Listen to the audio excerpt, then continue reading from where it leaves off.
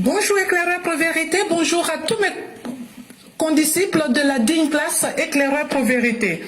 Mon fils éclaireur pour vérité, nous sommes en période de campagne.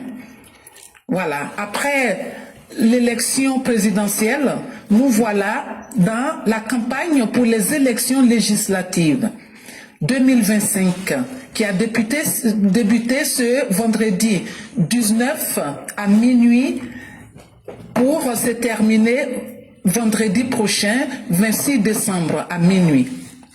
Suivront les élections à proprement parler le dimanche 26 décembre, Inch'Allah, soit une semaine après.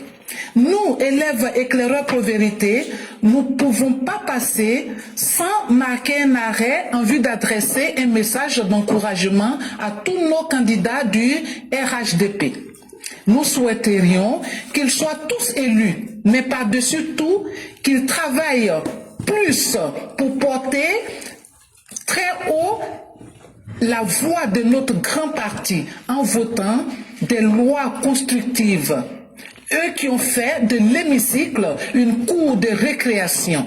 Et pourtant, ce n'est pas faute d'une rétribution généreuse avec tous les avantages qui vont avec leur statut de député de la nation. Chers députés, nous, élèves éclaireurs pour vérité, nous vous demandons d'ôter le bâillon qui semble vous rendre muet. Vous n'allez pas continuer de nous coûter la peau du cul et demeurer muet. Surtout, vous qui êtes ministre, puis député, puis maire. Vous savez, la rente viagère, il faut que cela se mérite. Espèce de vénard que vous êtes. Nous attendons pouvoir. Vous avez encore un quinquennat. Si vous ne votez pas des lois, c'est les Ivoiriens qui vont voter des lois contre vous. Ce n'est pas la peine de faire des travaux de mairie pour être élu député de la nation. Mais bon, ça paraît normal en Côte d'Ivoire, puisque le seul homme est maire, et ministre, et député. À Sokodé. Merci, à bientôt. Vraiment, cher maire, merci effectivement, et à Sokodé, parce que tellement lui il est fort, tellement lui il est puissant, lui il doit tout avoir. Lui il est maire, député, mais le RHDP devrait en avoir honte. Quand on était opposant là, on a critiqué ça, le cumul des postes. Mais ça devrait nous faire honte aujourd'hui. C'est qu'on appelle malédiction là. C'est que toi tu as critiqué sur les autres. Quand toi-même tu viens faire ça, c'est ça qu'on appelle la malédiction. Et là, si ce point là, le RHDP vit dans une malédiction. Ça, il faut qu'on vous le dise, hein. Subitement, monsieur est député, les maires, les ministres, les temps, il est tellement intelligent que sans lui, la nation ne peut pas bouger. Ça devrait vous faire honte. C'est facile de critiquer, mais une fois passé à l'œuvre, à l'ouvrage, on vous a vu aussi. Mais ce qui est encore le plus ridicule, c'est quel message? Je ne parle pas des députés qui sont là pour la première fois. Ceux qui ont été déjà là, qu'est-ce que vous allez dire à vos populations? Oui, toi, oui, c'est de toi que je parle. Tu as été déjà député. Oui, c'est de ça, on sait. Tu vas aller dire quoi à tes populations? Quand toi-même tu te regardes. D'abord, si tu as du respect pour ta propre personne, qu'est-ce que tu peux aller pour l'ouvrir, pour leur dire? Ah non, j'étais là. Moi, je ne savais pas comment je faisais mon travail. Hein. En tout cas, moi, je suis allé pour récupérer mes 3 400 000 balles. C'est ce que tu vas aller leur dire? Ah, donc tu t'enrichis sur notre dos, en fait. Et sans oublier que tu auras aussi la rente viagère, n'est-ce pas? Mais c'est une très belle chose. Donc, ça veut dire que tu as bien vécu aux frais de la nation. Mais c'est très bien. Ah, donc, c'est-à-dire que c'était nous les idiots, en fait. Nous, on est là pour réaliser votre bonheur à votre place. Ah oui, là aussi, on comprend, parce qu'il faut qu'il y ait des gens maudits. Et donc, c'est nous, les populations, qui sont maudites. Et toi, tu viens réaliser ton bonheur sur nous. C'est encore intéressant. Ça, on se comprend bien. Et tu connais bien tes intérêts, toi. Tu ne peux pas me mentir. En 2018, pour être plus précis, en janvier 2018, en toute discrétion, vous aviez tout fait pour obtenir 500 000 francs de plus sur votre salaire par mois. Et vous avez négocié avec le gouvernement. Et ça aussi, ça a été accepté. Tu ne vas pas me mentir quand même. Même si la majorité des Ivoiriens ne le sait pas. Mais moi, éclairage, je le sais. Donc, tu ne vas pas me mentir. Ça veut dire que toi seul, si on fait 500 000 divisé par 75 000, vous allez m'aider parce que je ne suis pas un bon scientifique, encore moins un savant. Mais toi seul, tu t'attrapes au moins presque 100 fois le SMIC à travers une augmentation de ton salaire qui est déjà pharaonique. Tu te fais des augmentations d'au moins 100 fois le SMIC. Pardon, 10 fois. C'est intéressant quand même le métier. Mais ça va aller, ça a des beaux avenirs quand même. Mais si nous devenons des politiciens alors, je crois que les 255 postes, ça ne va pas suffire hein, pour des députés. Parce que si tout le monde veut s'engraisser sur le dos de l'État, je pense qu'il n'y aura plus de payeurs de taxes. Et si subitement nous, la population, nous étions frappés par la magie de refuser de payer les impôts, parce qu'on ne peut pas continuer à engraisser la reine de la termitière sans qu'elle nous offre quelque chose. Quand toi-même tu te regardes, qu'est-ce que tu as offert à ton propre peuple qui t'a voté? Est-ce que tu t'es posé cette question? Hein? Tu as honte? Ah, maintenant tu as honte. Maintenant tu vois ta propre nudité. Tu vois ta propre nudité comme Adam et Ève. Ah, ok.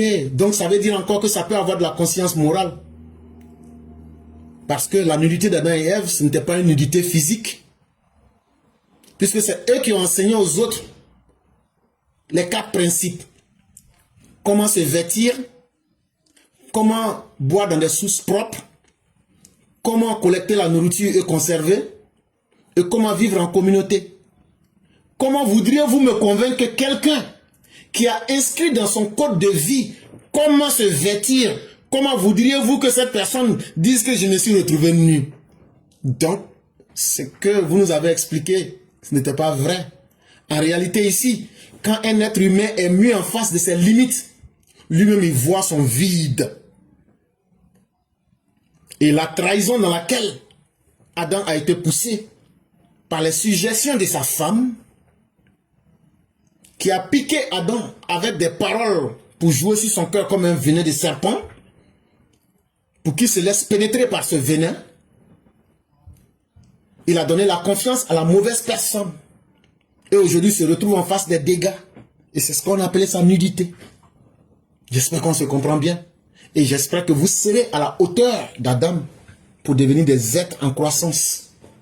Parce qu'un député qui ne sait pas que lui peut susciter des lois, des projets de loi, un député qui ne sait pas que lui peut envoyer des problèmes de la population, un député, une fois qu'il est voté, qui tourne le dos, il n'y a pas quelque chose qui fasse plus honte que ce député-là.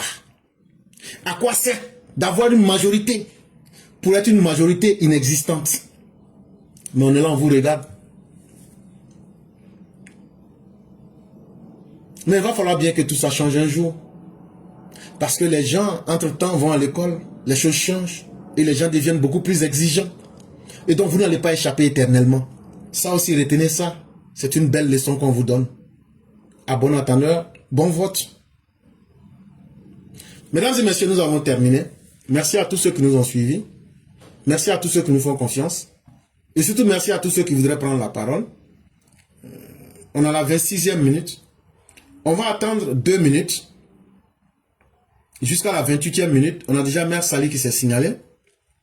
Et je souhaite ici saluer jusqu'à la 28e minute. Après la 28e minute, on va bloquer. On ne prendra plus personne. Et donc, ceux qui veulent se présenter, c'est maintenant et uniquement maintenant. Sinon, après, on ne pourra plus. Et j'aimerais remercier ici Mère Djeneba Fofana, ainsi que Mère Sali Kone, et tous ceux qui, hier, dans l'émission Les choses de la vie, c'était une émission intense, profonde, et beaucoup d'enseignements.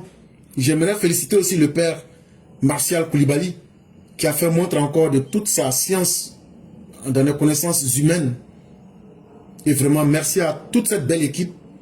Et l'émission a été réalisée de 15h heure de Paris jusqu'à 4h du matin, heure de New York. Mais c'était une émission qui en valait la peine parce qu'il y avait beaucoup à prendre là-dedans. Comme dirait quelqu'un, il y avait à boire et à manger. Et pour ceux qui savent ouvrir leur esprit, et contrairement à ce que peut-être certains ne perçoivent pas, ce sont des émissions très utiles où on aborde les tabous, où on démystifie ce qu'on voudrait demeurer dans le mystère. Parce que ce qui tue beaucoup les cultures humaines, c'est la mystification des consciences. Alors que quand on libère les consciences, on découvre la vérité, mais on essaie d'aller plus loin toujours. Et moi, je suis pour cette démarche. Quels que soient les domaines de compétences ou de connaissances, là, creusons. Même si on ne laisse pas Dieu lui-même, ce n'est pas les choses de la vie qu'on va laisser. Parce que l'homme, c'est pour cela que nous sommes créés. Pour aller toujours vers les hauteurs.